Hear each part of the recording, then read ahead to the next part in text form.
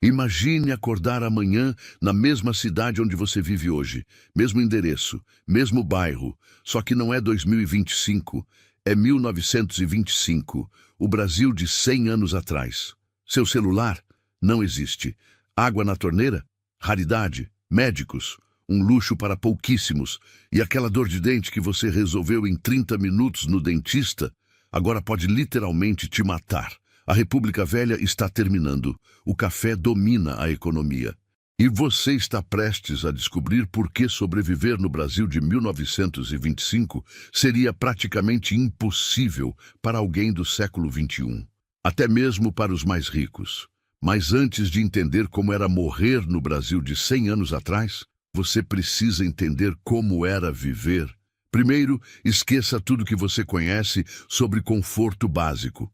Sua casa? Provavelmente não tem banheiro.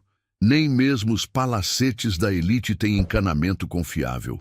As mansões da Avenida Paulista, símbolo da riqueza dos barões do café, têm um segredo sujo.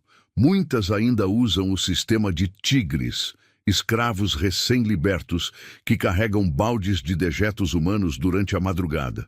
No Rio, capital federal, os cortiços abrigam até 15 pessoas em cômodos sem janela.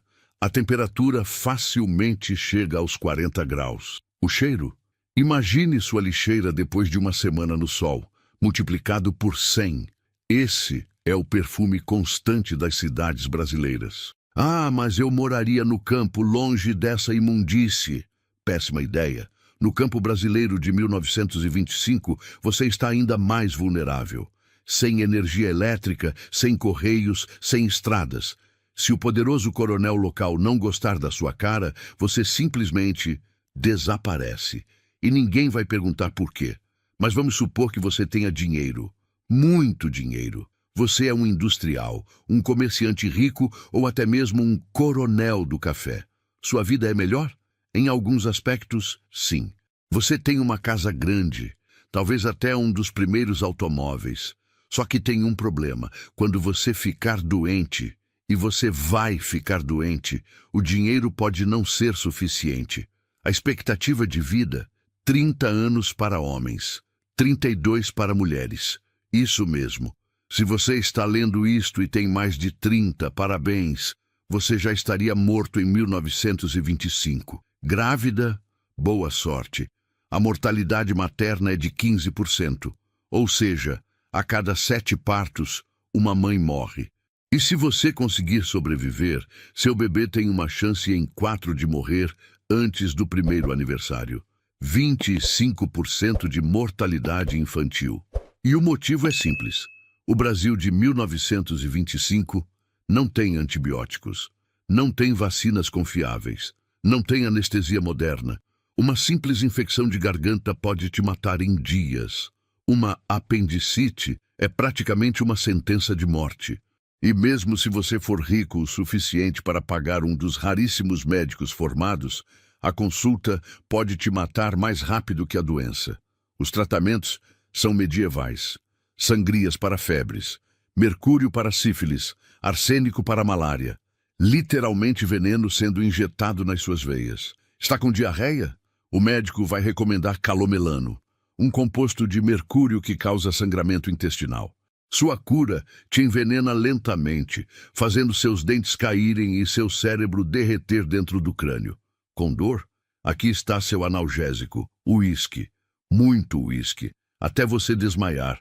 E se a dor for insuportável? Láudano, uma tintura de ópio.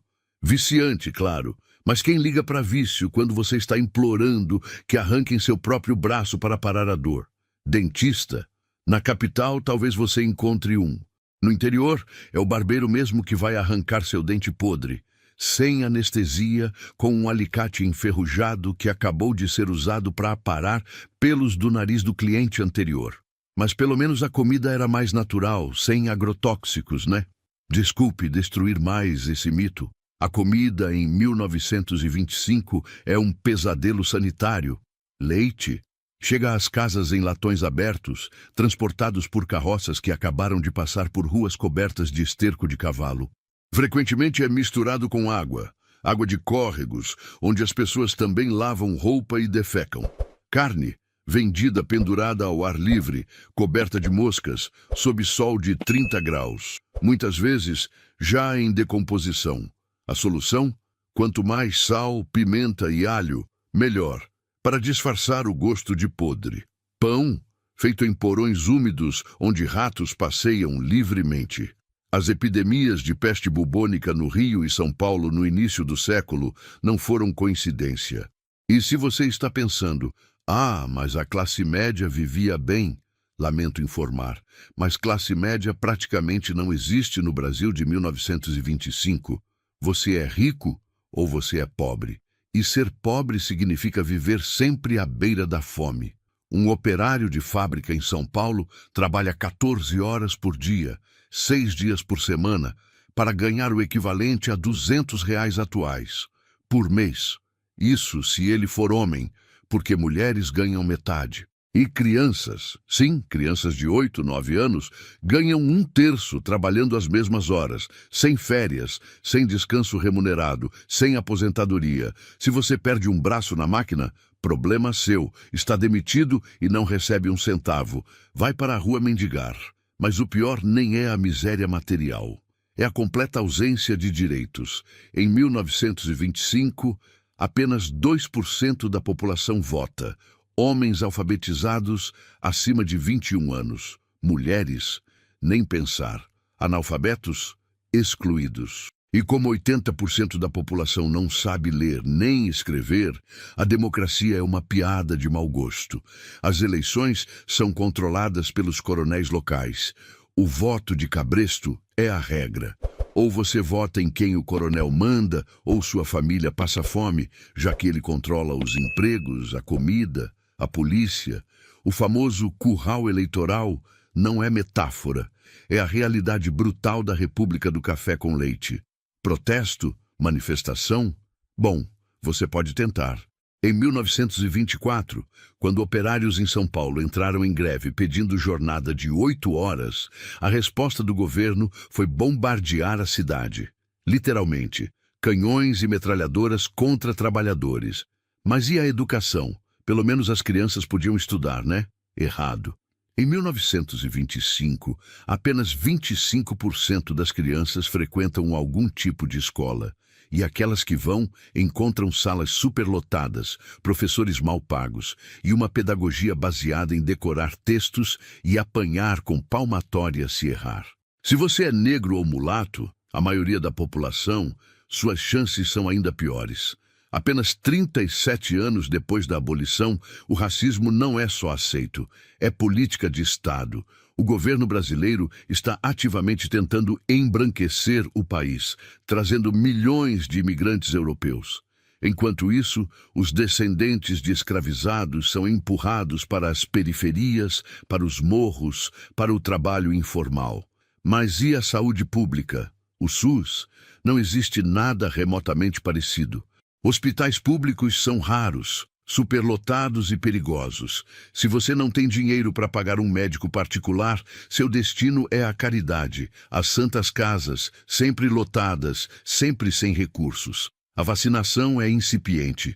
Surtos de febre amarela, tifo, tuberculose e varíola são comuns. Em 1904, quando o governo tentou tornar a vacina contra a varíola obrigatória no Rio, o povo se revoltou, a famosa revolta da vacina.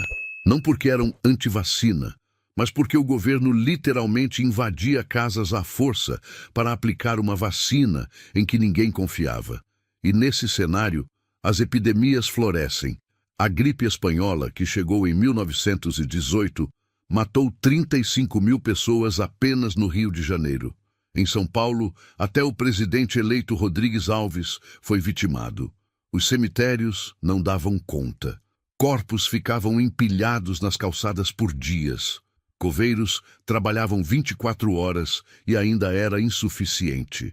Famílias inteiras eram dizimadas em uma semana. Mas talvez o mais chocante para você, cidadão de 2025, seria a completa ausência de entretenimento. Não há TV, não há shopping. O rádio está apenas começando. A primeira transmissão oficial no Brasil aconteceu em 1922 e pouquíssimas pessoas têm aparelhos. Cinema? Só nas grandes cidades. E são filmes mudos, claro. O primeiro filme com som só chegará em 1929. Internet? Telefone? Viagens de avião? Esqueça. Seu divertimento em 1925 é, no máximo, um gramofone tocando discos arranhados, ou o teatro local, se você vive em uma cidade grande, ou simplesmente sentar na praça para ver o movimento e fofocar sobre os vizinhos. Essa é a Netflix da época. A notícia demora dias para viajar do Rio até o Nordeste, semanas para chegar ao Amazonas. O Brasil de 1925 é um arquipélago de ilhas isoladas, conectadas por trilhos de trem precários e estradas de terra que viram lamaçal na primeira chuva. Para você ter uma ideia, quando Mário de Andrade decide fazer sua famosa viagem pelo Nordeste e Norte em 1927, ele gasta meses em deslocamentos que hoje fazemos em horas.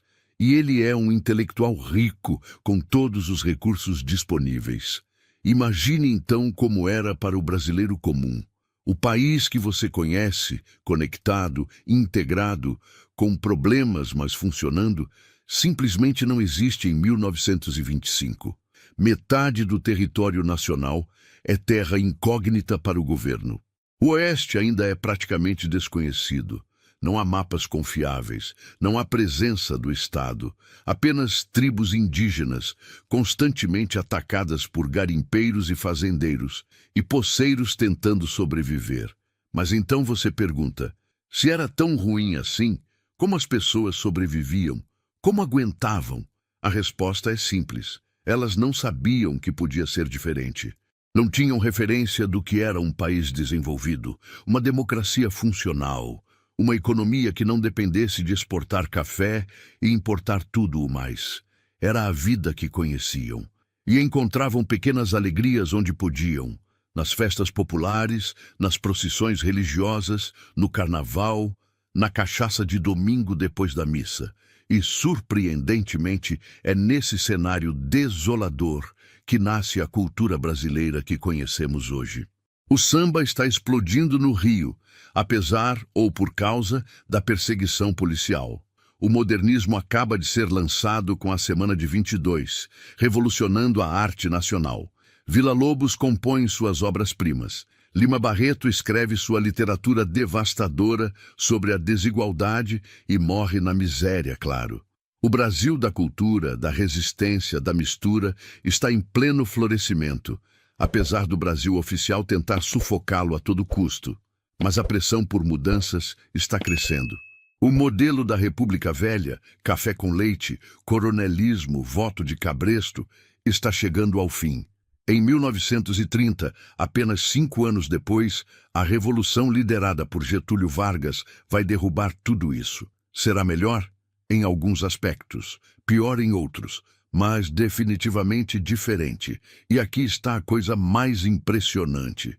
Tem gente viva hoje que nasceu nesse Brasil de 1925. Seus avós, talvez até seus pais, cresceram nesse mundo que parece tão distante, mas que está a apenas 3 gerações de nós. Seu bisavô pode ter sido um daqueles operários trabalhando 14 horas por dia. Sua bisavó pode ter sido uma das poucas mulheres alfabetizadas da época. Seu trisavô pode ter sido escravizado e depois libertado para viver na miséria absoluta. O Brasil de 100 anos atrás não é um país estrangeiro. É o nosso país, apenas um piscar de olhos atrás na escala da história. E aqui está o mais importante. A distância entre o Brasil de 1925 e o Brasil de 2025 é maior que a distância entre o Brasil de 1825 e o de 1925. Em um século, o tempo de vida de uma pessoa, passamos de um país agrário, semifeudal, com trabalho análogo à escravidão e sem direitos básicos, para uma das maiores economias do mundo, com democracia imperfeita mas funcional, com o maior sistema de saúde pública do planeta, com universidades de ponta. A transformação foi brutal. Incompleta, sim. Cheia de contradições, claro, mas real. E o que isso nos diz sobre os próximos 100 anos, sobre o Brasil de 225? Se a tendência continuar, será um país tão diferente do nosso quanto somos do Brasil de 1925. Ou talvez não, porque o progresso não é linear nem garantido. Os avanços que conquistamos em 100 anos podem ser revertidos muito mais rapidamente. Democracias caem em meses. Sistemas de saúde entram em colapso em semanas. Lembrem de 2020. Direitos trabalhistas somem com uma canetada. O Brasil de 1925 parece um pesadelo para nós hoje. Mas a questão mais importante é: o Brasil de 2025 pareceria uma utopia inimaginável para brasileiros de 1925? Em muitos aspectos, sim. A simples ideia de carregar um computador no bolso, de votar livremente, de não morrer de infecção, de trabalhar 8 horas por dia com direitos garantidos, tudo isso soaria como ficção científica. Mas em outros aspectos, eles reconheceriam muito do nosso mundo.